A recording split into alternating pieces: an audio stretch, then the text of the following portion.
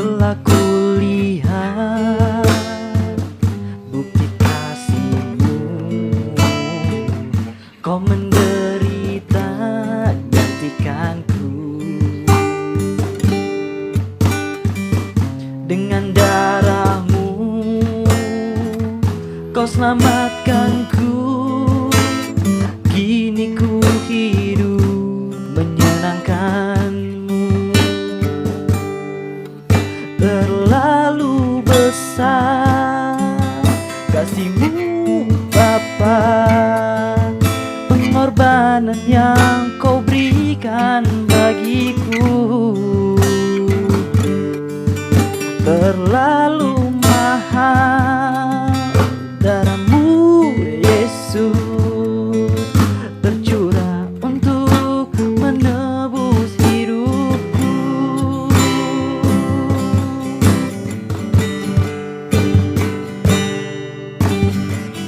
Telah kulihat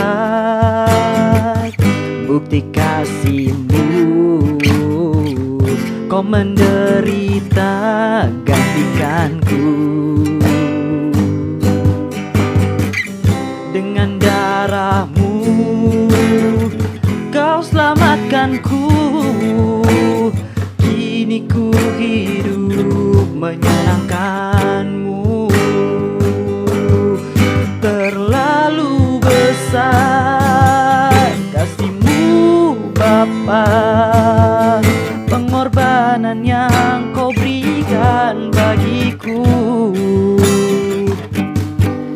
Terlalu mahal darah-Mu Yesus, tercurah untuk menebus hidupku. Terlalu besar, terlalu besar kasih-Mu Bapa, pengorbanan yang Kau berikan bagiku. Terlalu mahal darah-Mu Yesus, tercurah untuk menebus hidupku. Tercurah untuk menebus hidupku. Tercurah untuk menebus hidupku.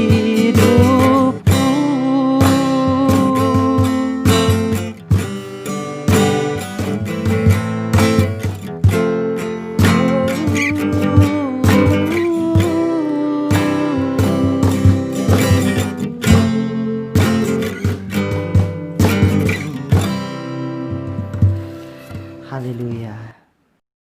Haleluya. Shalom saudara yang dikasih Tuhan, The Stoners dan semuanya. Saya yakin dan percaya kita semua sangat berbahagia hari ini. Oke, sebelum kita mendengarkan kebenaran firman Tuhan, mari kita berdoa terlebih dahulu. Bapa, kami mengucap syukur atas kebaikan-Mu sepanjang minggu yang telah kami lewati. Dan hari ini kami bisa berkumpul untuk beribadah sekalipun melalui online. Tetapi kami yakin dan percaya hadirat-Mu ada di setiap kami. Dan kami berdoa untuk mengundang hadirat Roh Kudus-Mu sehingga ibadah ini dapat lancar dari awal, pertengahan hingga akhir. Dan bukan hanya itu saja ya Tuhan, tetapi berkat firman-Mu itu bisa menjadi di setiap diri kami dan menjadi rema di setiap kehidupan kami. Terima kasih Bapa, terima kasih Tuhan Yesus, terima kasih ya Roh Kudus. Kami siap mendengarkan kebenaran firman-Mu, berbicaralah kepada kami. Haleluya, amin.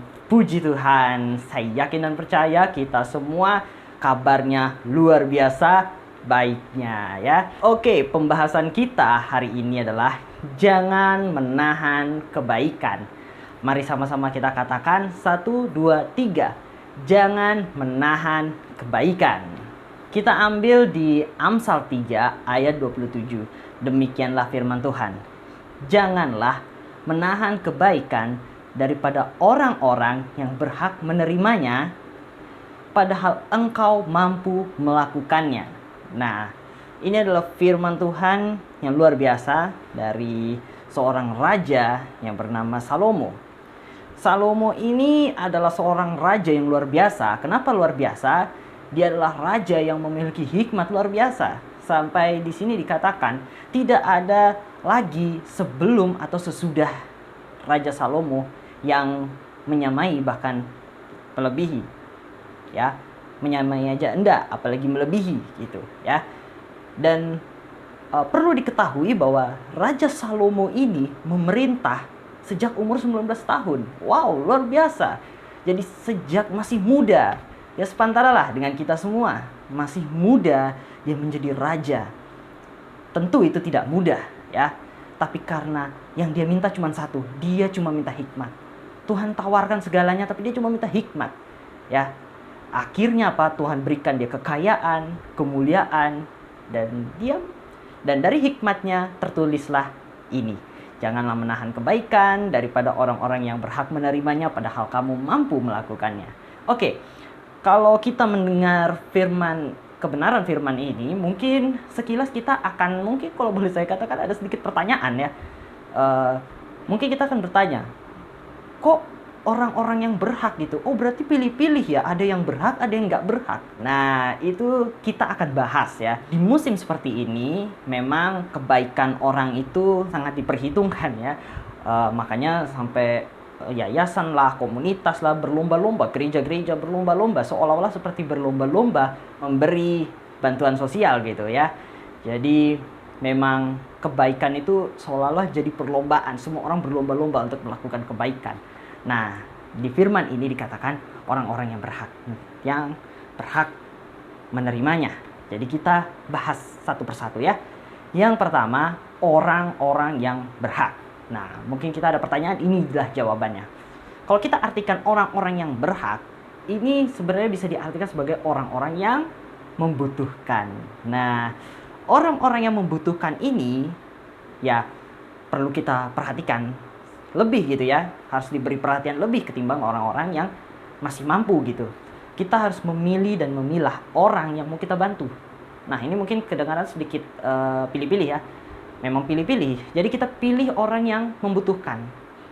Jadi gini, kita harus tahu dasarnya dulu. Dasar kita mengasihi orang adalah karena Tuhan telah lebih dulu mengasihi kita, ya. Jadi bukan kita mengasihi orang supaya kita dikasihi orang, bukan. Tetapi kita mengasihi orang karena Tuhan terlebih dahulu mengasihi kita. Nah, bentuk dari kasih Tuhan kepada kita itu apa?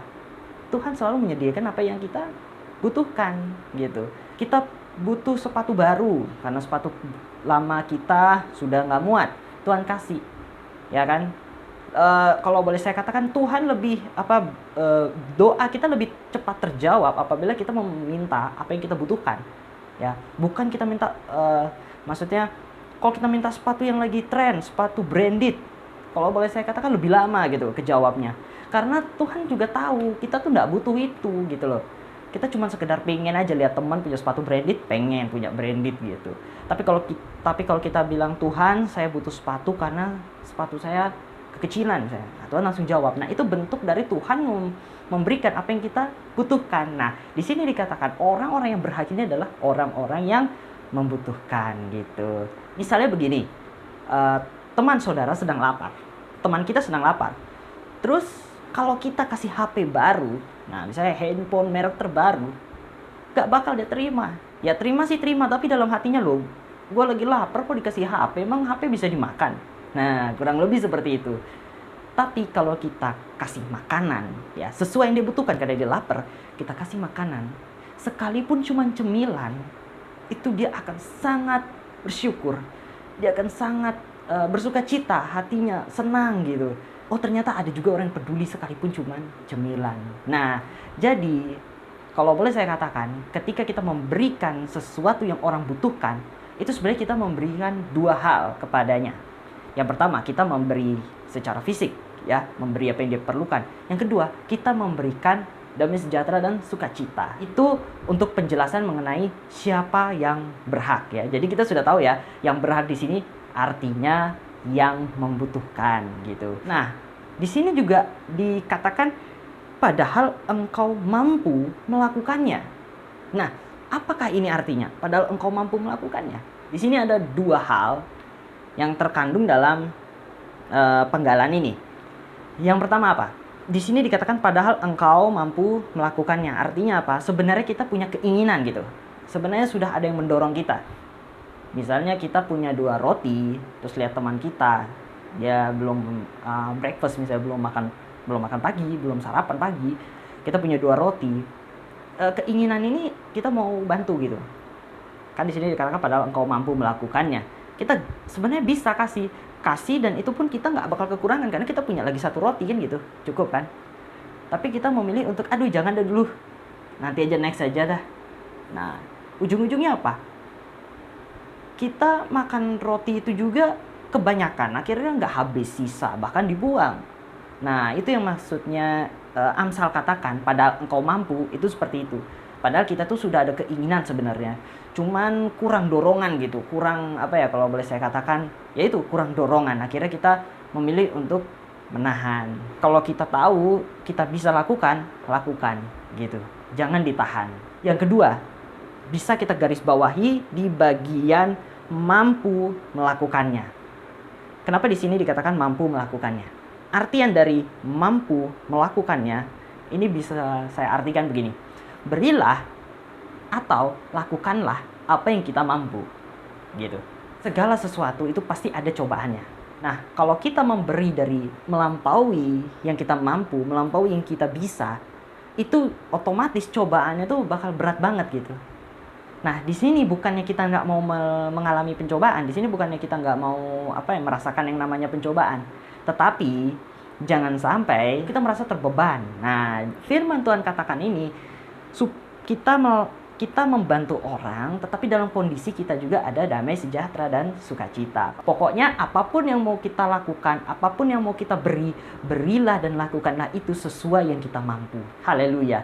Terima kasih, Tuhan Yesus memberkati kita semua. Saya yakin dan percaya kebenaran firman ini sangat memberkati kita semua, dan saya yakin dan percaya kita semua bisa mengaplikasikannya di dalam kehidupan kita. Haleluya. Sebelum kita menutup ibadah hari ini, mari kita berdoa terlebih dahulu. Ya Allah Bapa kami yang bertata dalam kerajaan sorga, Bapa yang kami sembah di dalam nama Tuhan Yesus, kami sangat mengucap syukur atas kebaikan-Mu. Kami juga mengucap syukur karena kami telah menerima berkat kebenaran firman-Mu, dan biarlah itu menjadi di dalam setiap kami. Bagaimana kami jangan menahan kebaikan, bagaimana kami untuk tidak menahan kebaikan bagi orang-orang yang berhak menerimanya, yaitu orang-orang yang membutuhkan. Dan kita pun dapat memberi atau melakukan dengan segenap hati sesuai kemampuan kita, supaya ada damai sejahtera di diri kita, dan tentunya itu menyenangkan Engkau ya Bapa. Terima kasih Tuhan, kami serahkan hidup kami sepanjang minggu yang akan kami lalui. Kami berdoa supaya semuanya kembali dipulihkan, ekonomi, pendidikan, dan kegiatan ibadah Engkau pulihkan ya Tuhan. Dan untuk setiap orang yang sedang sakit apapun, oleh bilur-bilur-Mu mereka disembuhkan. Dan hamba-Mu juga menyerahkan semua anak-anak muda, baik Cornerstone atau semua anak muda yang menonton atau mengikuti ibadah ini. Engkau jaga mereka semua, Engkau lawat, Engkau pelihara mereka, Engkau tutup bungkus mereka dengan kuasa darah-Mu, supaya mereka dapat melalui hari-hari bersama dengan Engkau. Terima kasih Bapa, terima kasih Tuhan Yesus, terima kasih ya Roh Kudus. Kami telah berdoa dan mengucap syukur. Haleluya. Amin. Puji Tuhan. Sedikit pengumuman. Ibadah hari Minggu seperti biasa di channel ini jam 9.30 pagi. Dan ibadah youth seperti biasa di channel ini juga setiap hari Rabu jam 8 malam. Nah, pastikan untuk subscribe dan nyalakan lonceng supaya dapat notifikasinya ya. Supaya nggak ketinggalan. Haleluya. God bless you. See you next week. Haleluya.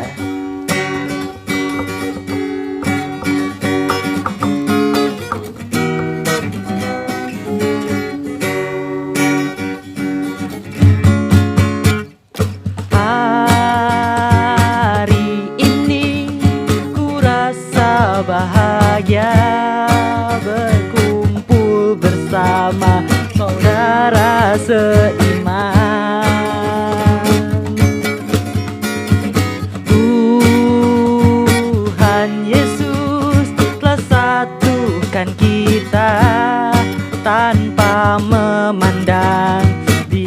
antara kita, bergandengan tangan dalam kasih, dalam satu hati, berjalan dalam terang kasih Tuhan.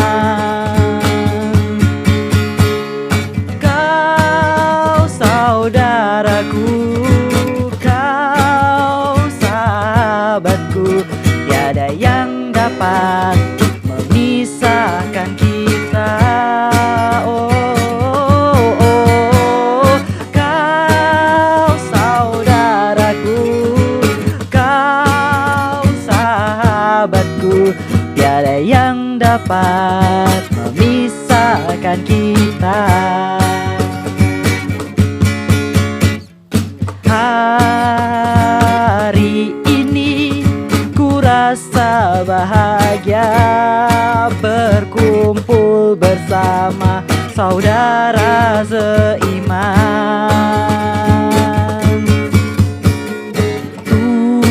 Tuhan Yesus telah satukan kita tanpa memandang di antara kita, bergandengan tangan dalam kasih, dalam satu hati, berjalan dalam terang kasih Tuhan.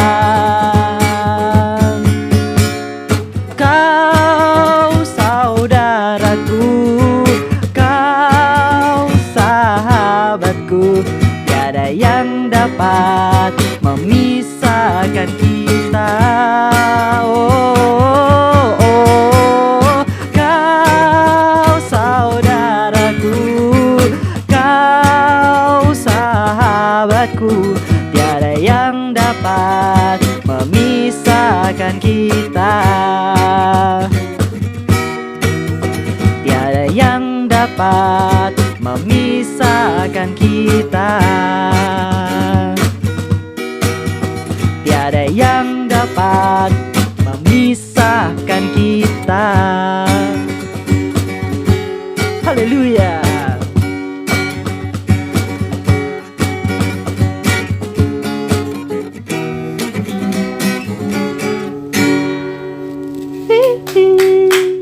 Haleluya.